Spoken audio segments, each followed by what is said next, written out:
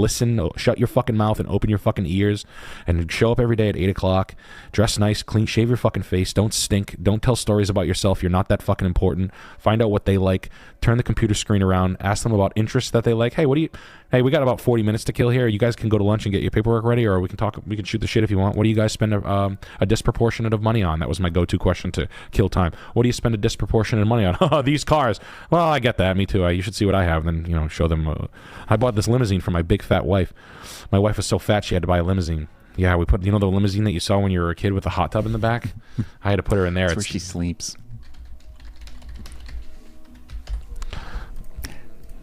I had to remember this. I had to buy this limousine with a hot tub for my big wife. Yeah, that was an easy one. Where people like to point to a screen and tell you things they have. Oh, you like? Well, I like sailboats. Oh, really? How big of a 32-foot sailboat? Oh, really? Does it look like that? And then you just do that images. Then you go, oh yeah, which does it look like that? Oh, my boat's this one right here. Oh, no way, it's an RM 970. Cool. God, this thing must be expensive. Well, that one right there has a carbon mast. Let them go. It's really honestly true. And you're not being just, learn a little bit about people's shit. People kind of, I like people's interests. I feel like that's where even the boring people come alive, is just asking them about their interests. People are well spoken on things they're interested in. And look, you're going to have this bug collecting.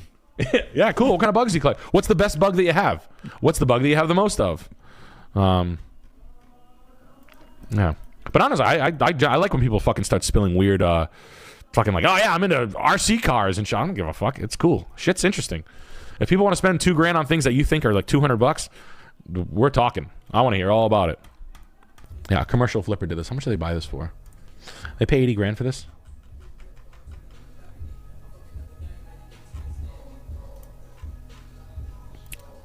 Bruh. That's why people watch this. That's why people watch it, because they know they're not dealing with some clip schmuck. that. They know they're not dealing with some schmuck. We're gonna need some scissors in chat. Now, I will ask you this: can you find one that's beat like that and put in your $15,000 to $17,000 and do that? Can you buy one that's dirty but still ticking for $110,000? This person's making about $125,000 in profit. They're allowed to make money. I don't know. I don't know about this. They paid $285 a year ago.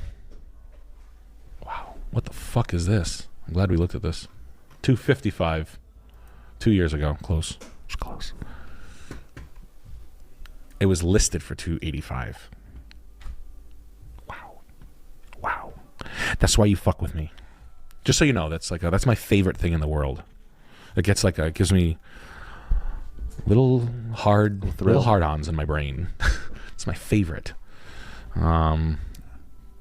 Gotta treasure those little thrills. Those little thrills in life, and it brings me back to when I was a child, and my dad was really impressed when I could guess the value of a car at a young age. It was a cool thing that I could do as a party trick. I could tell you the value of someone's car based on year, make, and miles at like 7. My dad thought I was like I was hanging out with retards. Yeah. And now I've had PTSD, and it makes me feel better when I get validated over my price spotting.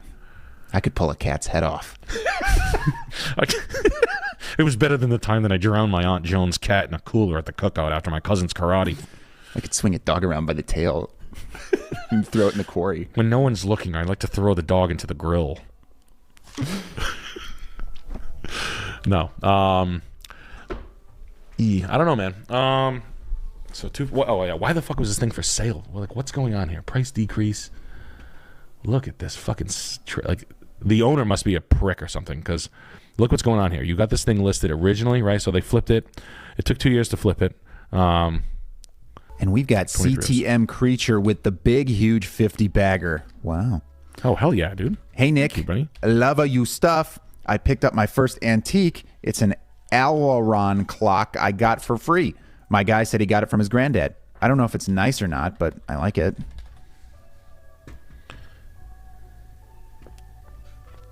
Which one is it? I don't know. An Aileron clock. Oh, Aileron clock. A wall clock. No. Maybe. I've seen a lot of the clock guys that are living. Jimmy Palermo's a clock guy. I don't know much about these. I know like banjo clocks and stuff like that. Wall, like Seth Thomas. I'm really, really, really green on wall clocks. Some, I mean, the maker is probably good. I don't know anything. Chat, is there any clock guys in there? It's something to collect. It's very, very, it's like instruments. It's just very, it's its own sector. They're on the up. This is Come on, Nick, you gotta get with the times. $14 on eBay. That's pretty good. I don't know. Clock guys are fucking special kind of motherfucker. But I don't know. I'm sorry, man. But hey, why not? It's interesting, right? Time is just a spiral. That's what everybody keeps. Time is a flat circle, and we're always spinning. Ever since I started microdosing on mushrooms, I was able to pray. I tie my black cube to my head.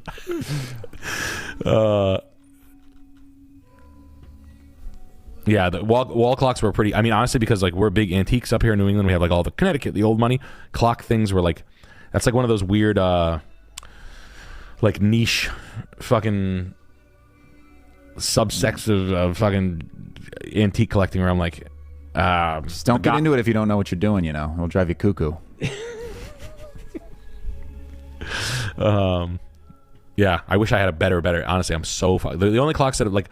What the fuck? I just bought a fucking. I like clocks that they're cool looking. I like clocks if they're cool looking. Tiffany Goldman Sachs. I almost bought this thing the other day and I couldn't find it. This 60s. It was like a heavy Tiffany. How much did they sell for? 400. Yeah. I got something like that. Yeah. 60. Not bad. I don't know. My old landlord gave me. Really? Yeah. There we go. An Art Deco one. This one's 30. If I could turn back time. You could be share. Figural and like art, like shit that kind of like looks dope.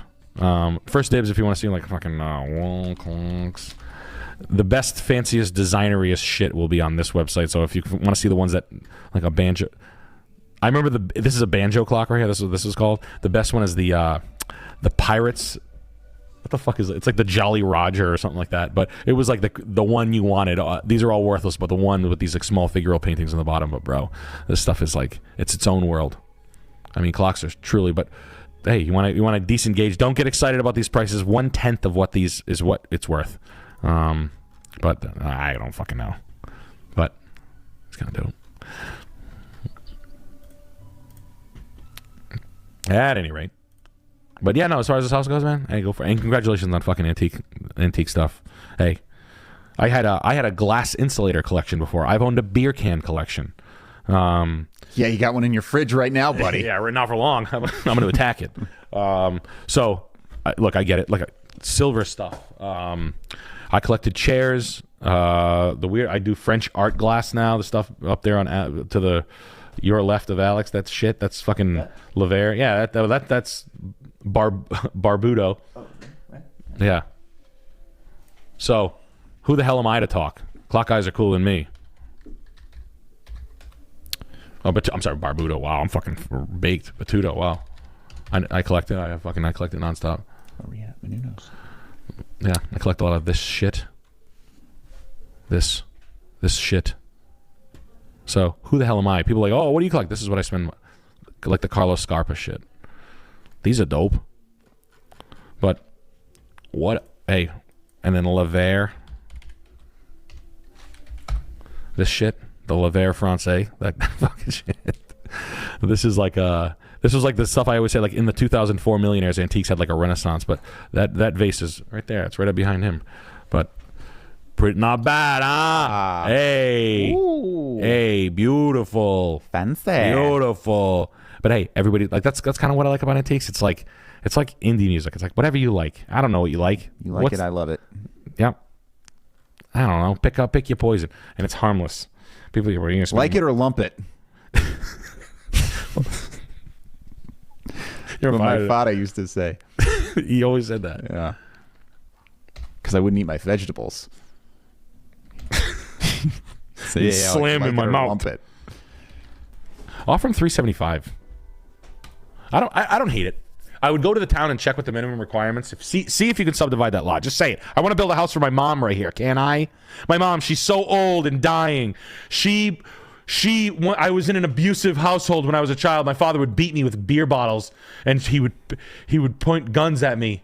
And my mom was a hero. She worked 90 jobs, and she worked 90 jobs at the towel factory, and she used to feed the homeless in her spare time. And I want to build her a house because she's still working as a school teacher for $1 an hour.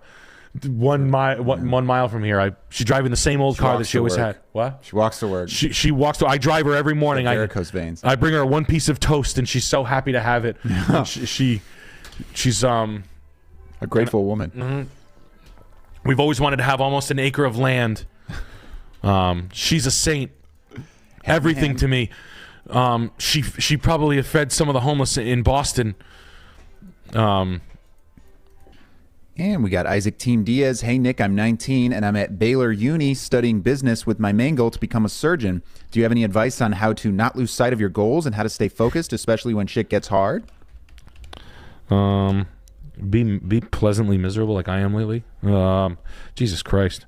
It's a lot of responsibility, you young fucking surgeon, right? You're probably more important than I am. I come from a lot better DNA than I do. But good luck. No, staying healthy, man. Going to the gym seems like none of these fucking problems come on. The second I take like a month off from the gym. Started with like a cold and I couldn't Can't go. do it. And then, nope, can't do it. Bad move. The wheels have come off since I've stopped going to the gym, literally. I was going like 5 months pretty straight, heavy. It was going great. Come back from fucking tour. I got sick with like a fucking ear something. I was like, I can't go. The wheels on the bus go round and round. You got to keep them going. Like and the wipers on the bus go swish, swish, swish. Amen. Those are my favorite. Which element on the bus? No, I don't know. Understanding that I mean, I think we talk about it a lot, but usually when it's shit, you got to laugh at it. Drink alone. Don't become without becoming a fucking mess. But yeah, losing your mind in the gym is a freebie to me. Sauna and time, books, getting your coffee straightened out, fucking kicking tires, having a hobby that doesn't cost you anything that you can do for hours and hours on end. Fucking, I don't know, mountain biking or something like that. Call of Duty. Yeah, Call of Duty. But just drowning out and getting yourself through. But listen, man. In hindsight, just take this from an old salt. Those like shittiest times, like, oh, it was so fucking shitty then. I mean, trust me, I've had bad times, and you have fucking skanky ass fucking strippers living in your building that aren't paying any rent. They'll tell you they're gonna cut your stomach open in the middle of the night and fucking call the cops and tell them fucking crazy shit, like all kinds of just the psychoest shit you've ever had. Really? I'm losing houses. You work 4 years to pay mortgages, and set investments up, and everybody in the world fucking rips you off, and you make poor decisions and don't listen to anybody, and you're down and out. And then in hindsight, it was some of the best time of my life ever. I rode my bicycle into bars. I used to do that and get really drunk.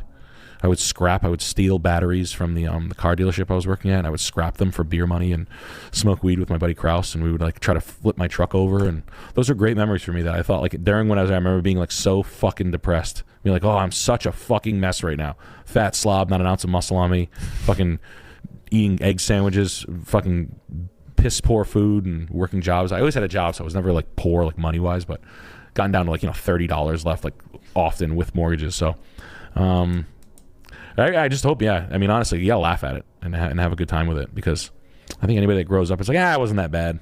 That was nothing. That was just a little shit in my mouth. Eggs are good. Eggs and potatoes, those will get you through the lean times. Yeah.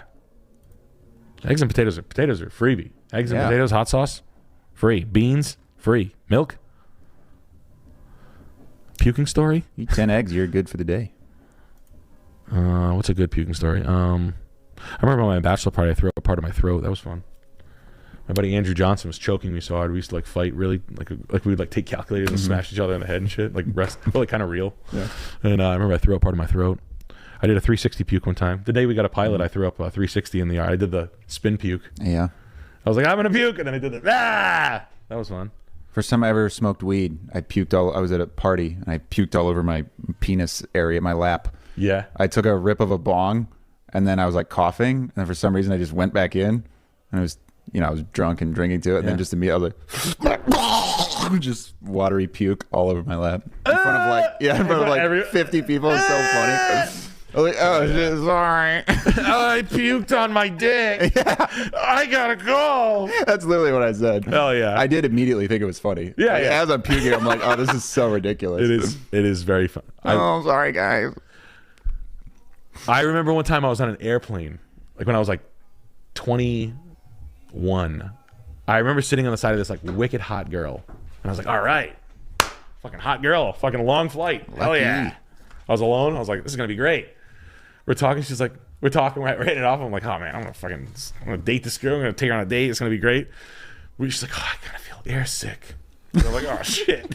Oh shit. Just farting and shit. Yeah. She's like, oh, I feel sick.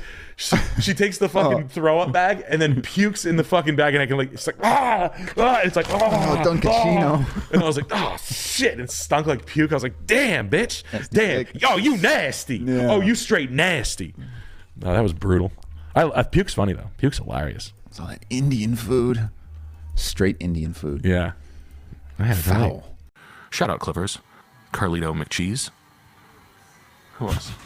Carlito McCheese. I don't know that one.